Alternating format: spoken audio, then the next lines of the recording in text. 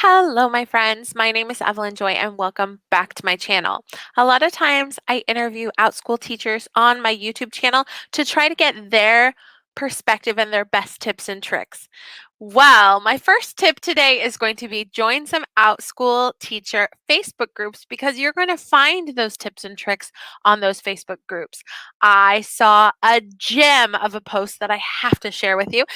It is, it is on Outschool Teacher Hub, and an admin asked this question. I believe an admin, maybe just a teacher, asked this question here. Okay. The question, what's something what's something that you changed that increased your enrollment? So this is booking advice from successful Outschool teachers. A lot of people wrote following. Obviously, I wrote following actually. Someone said better picture and videos. Okay. So I'm going to talk for a second about each of these pieces of advice. Why? Okay. So the picture for the class is important, and a lot of people use clip art, and that's fine. But me, as a parent, I want to see the teacher's face. Why? Because when I sign up for a princess class, I'm not getting a clip art of princesses. I'm getting the teacher. So if I see a teacher dressed up as a princess for a princess class, I am 100 times more likely to sign up for that class than just a clip art of princesses. So me personally, as a parent, I want to see the teacher's face in the thumbnail, right? Make it interesting, okay? That's just my 2 cents. I always put my face in the thumbnail. Also, as a teacher, I put my face in the thumbnail so that nobody can copy my thumbnail and use it for their class. If I make a clip art or take a photo of something, then they can just use that for their class. If it's a picture of me, they can't steal it from me. So, uh, good idea on the parent side and the teacher side. Let's continue. So the first piece of advice is better picture and better videos. Also, it may be optional to have a video for the classes, but always, always, always make a video for every single class. That's going to raise your chances of getting bookings. Okay. Someone else named Evelyn, but not me, a different Evelyn, said, I put all my focus into my classes with the most saves and work to improve them and build my business off of them. Oh, this is an excellent piece of advice, and I've kind of done that too. I created a bunch of different classes, but when I noticed, okay, my Pokemon show and tell class isn't really getting any followers or many bookings, so I'm gonna, put that one to the side. My Spanish classes are getting lots of followers, so let me focus on Spanish. The amount of followers you have for a class will give you a great idea of what to focus on. All right, so I'm gonna share the screen again. Going back and forth. Okay, so next piece of advice is I reduced the price of my class that got the most enrollments and the highest percentage of students who enrolled in another class. I changed it on the listing for a few days and stated that the listing something like flash sale. This class is reduced for $5 until X date when it will return to the regular price of $12. I promoted it a bunch on discount sites. It was great for getting enrollments in that class and future classes, as well as great reviews, because I wasn't giving it away for free. It really targeted families who wanted to see if I was a good fit for future classes and not just people who wanted a free class. I sent a message to people afterwards letting them know of the other classes that were good follow-ups for the one they took. So someone said, what discount sites? Thanks. And they said, if you search Outschool Unofficial on Facebook, they should come up. So yeah, there's a lot of Outschool groups that you could advertise on. You just have to make sure you follow the rules of each group. They may have a post on Saturdays where you can advertise or something else. I don't know, depending on the group. Another person said, I schedule different sections at different times. Yeah, that way you can find out what what book's the best, right? At what times? All right. Rebecca F. Check out Teacher Rebecca F. on YouTube. She has even more tips on her YouTube channel. I was watching one of them yesterday, actually. She mentions it further down. So Rebecca F. says, I listed ongoing classes and only listed 2 to 3 sections of each. When they started to fill, I opened one more. Having the tag one spot left, 1 out of 3 sections sold out, is super helpful to keep the momentum going. So yeah, that helps like put a little flame symbol next to your class. And I think Outschool actually advertises those popular classes more, I believe. Okay, another person said, my attitude towards enrollments. As soon as I stopped stressing about it, enrollments started coming through. Oh, very cool. Rebecca F. gave another tip. Let me make it longer. There we go.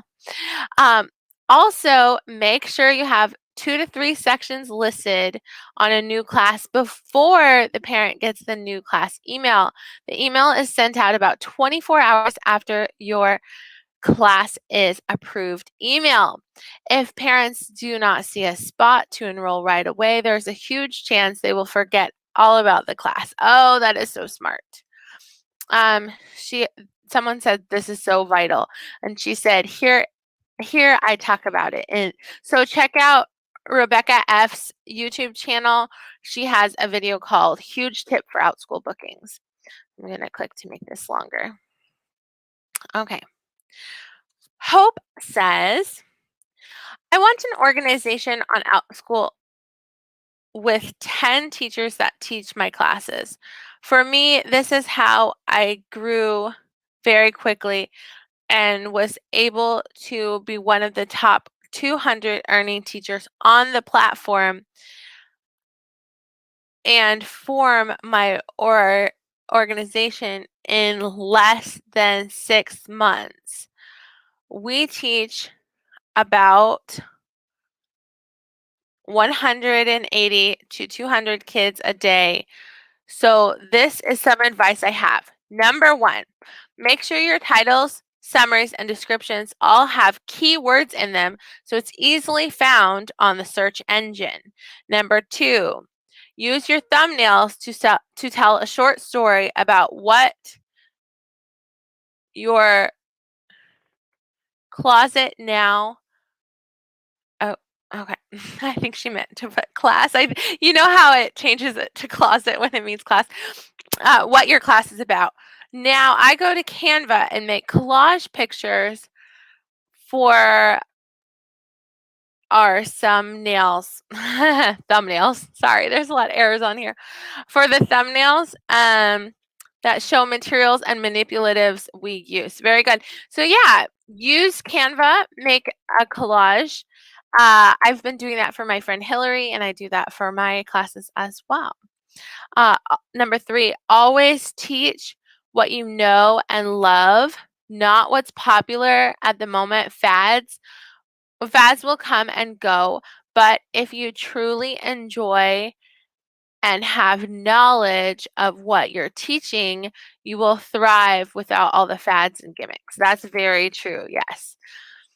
In other words, if you're not interested in princesses, don't make a princess class. If you know how to crochet, teach a crochet class. You know what I mean? If you're passionate about cooking, make a cooking class. If you know how to garden, do a gardening class, you know.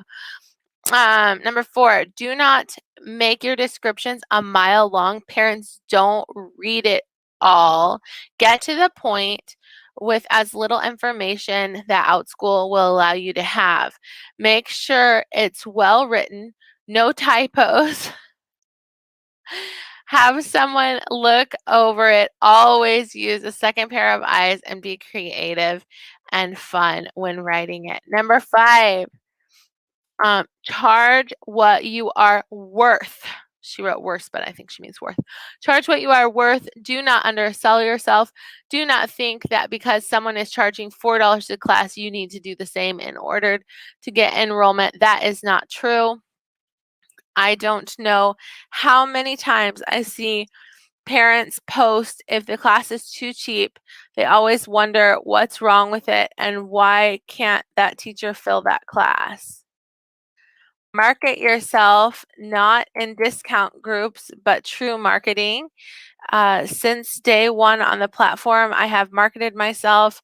I made a Facebook business page and I put ads up there. When you first start off, give yourself a budget $10 a week. That's all. Don't go over. Do not make your ad by just throwing up a class and think that you're going to get people engaged. You have to make them want to engage with your ad. I do a short blog style ad every week. I write something about a manipulative concept. I wrote a whole article about how the public school system failed. I'm virtual teaching and what on virtual teaching and what things can be implemented and improved. So yeah, anyway, she just keeps on going on about, advertise on Facebook, advertise on Pinterest, advertise on YouTube. All of these will sell your brand. Number 7, if you're teaching ongoing and semester classes, be supportive to your families. Treat the class as if I'm the brick and mortar school. Last year, I had one mom going through a divorce. A family had a grandpa that died, a parent that was stressed, homeschooling, and the list goes on. None of them wanted nothing more, but to be reassured that their children were in a loving and caring environment. They needed someone to listen and help them through. I get this because my husband passed away 3 years ago and I needed to feel supported. Oh, wow. Number 8, don't think you need all the high tech and put in all this other stuff in your class, because you don't. And the teachers that do it great. Hands off. I think she means hats. Hats off to them. I just don't teach like that. And I know a lot of teachers on here don't teach like that. We're old school, and I do things in pocket charts and a second camera with a second camera going, and I have my calendar in a chart and doing matching and using manipulatives. So very good.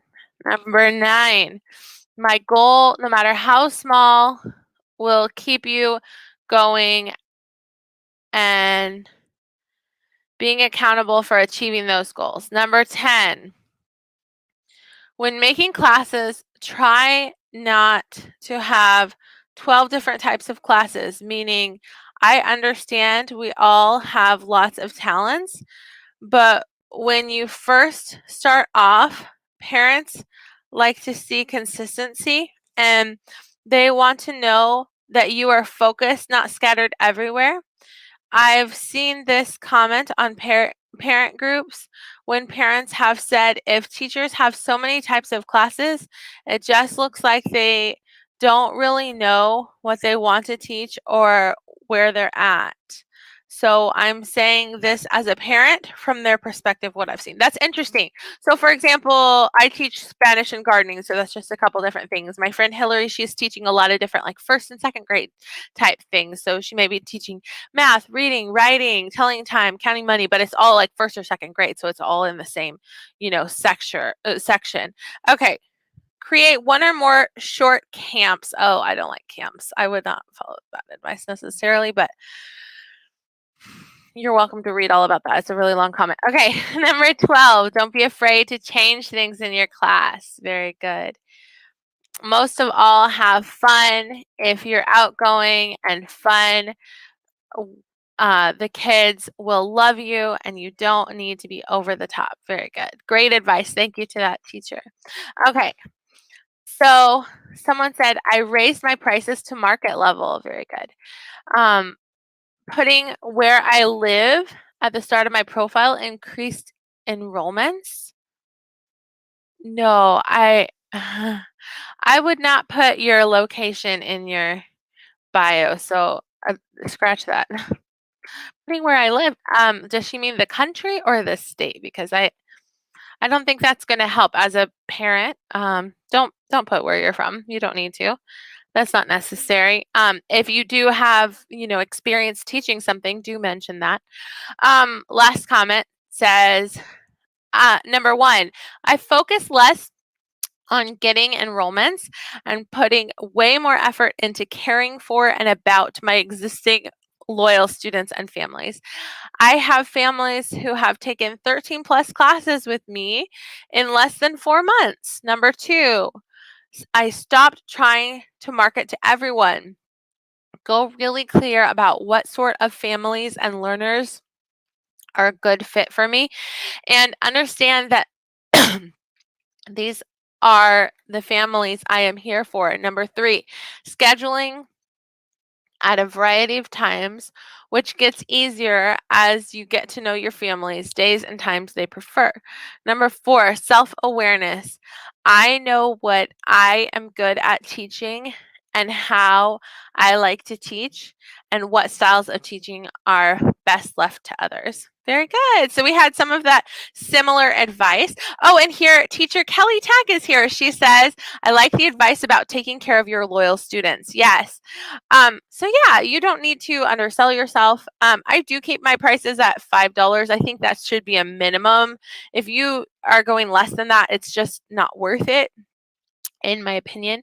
But yeah, I think $5 to $10 per 30-minute class per student is a good price range to go with, in my opinion.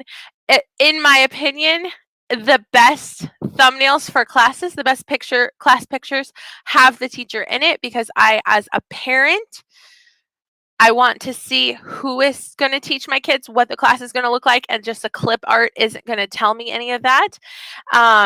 Obviously, yeah, you could click on the class and then click on the teacher, but it just, in the advertising, I want to see the teacher there to see who's going to be teaching my child, right? So if it's a class about princesses, the teacher dressed as a princess is going to sell the class better than just a clip art of a princess. If it's a class about telling time, a teacher holding a clock would be a better clip art than just a picture of a cartoon clock. So that's just my 2 cents about that. Also, as on the teacher side, if it has your picture in it, nobody can take it and use it for their class. Okay, so then, yeah, try booking at different times of day, try different kinds of things. But yeah, definitely, I liked the idea of advertising on Facebook. I've seen, I know one teacher who she advertises for coaching for Outschool, and I've seen her ads come up, and it's like a video of her explaining. I'm like, I have interviewed her on my YouTube channel. I know her. I'm like, what? Her ads are coming up on my Facebook. It's so cool. And she's like, a little video of her talking, and I could do that. $10 a week is not that bad for advertising, but it could make you a lot of money in the long run. So that's a really cool tip that I might try. We'll see. But yeah, also just like opening 2 or 3 sections, but as soon as the class gets approved, get it opened within 24 hours, so that when the parents receive the email, they can quickly click over and sign up, because they'll forget about it if it's not available at that time, right? And then also just having 2 or 3 sections open at first, so that instead of having like one student in each section, you'll have 6 or 7 in a section. It'll say just one more student, and then you can open another section if you want to. So yeah, all great tips. And I would say join some Facebook groups about Outschool. That's going to give you ideas, tips, and tricks, and opportunities to advertise, but follow the group rules. So a lot of times they'll have a post on Saturday or Sunday or something, and it'll say you can advertise your classes here, right? So check out all of that. Also know that you've got this. It's going to be okay. Just get started. Remember, if you're a former VIP Kid teacher or something, your first classes made you so nervous, and then quickly you just got the hang of things, and the same goes for Outschool, and you can do it. All right, that's all I have for you. Thanks for watching. Bye.